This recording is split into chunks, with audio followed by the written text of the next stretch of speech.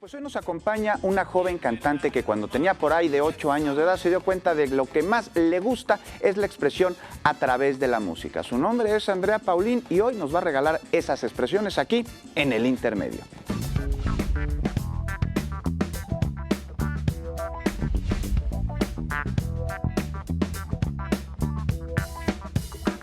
Andrea Paulín, muchas gracias por estar con nosotros. No, muchas gracias por la invitación. ¿Cómo te va? Súper bien, estoy súper feliz de estar aquí, pues de mostrarles un poco de mi música. De tu música, ¿qué es algo que te percataste, que es lo que más te gusta? Claro desde muy que sí, chiquita? es lo que más me gusta hacer, la verdad. Desde chiquita empecé a tomar clases de canto, de baile, de actuación, y me di cuenta que lo que amaba era la música y el canto, toco la guitarra y el piano, y pues aquí andamos. Y tus influencias musicales tienen mucho que ver también Claro con que tus sí. influencias culturales que son plurimundiales. ¿Sabes? Sí, la verdad. Cuéntame, ¿tu mamá de dónde es? Mi mamá es de Colombia Sí. y mi papá tiene ascendencia japonesa y española, así que ando como de todo el mundo, ¿no? Así.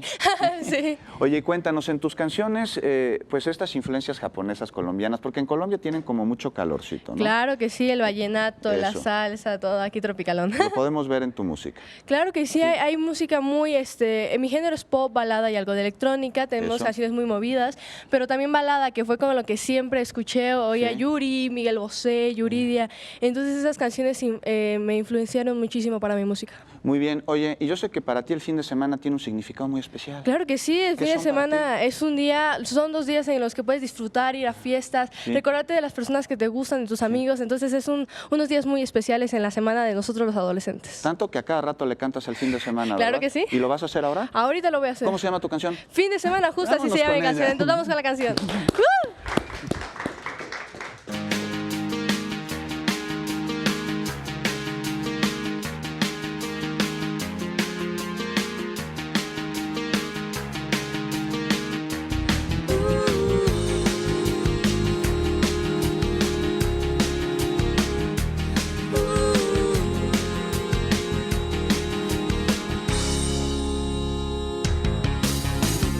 Semana más que terminó, ya es viernes y se está ocultando el sol. Todo mundo piensa dónde es y yo me quedo aquí en la casa.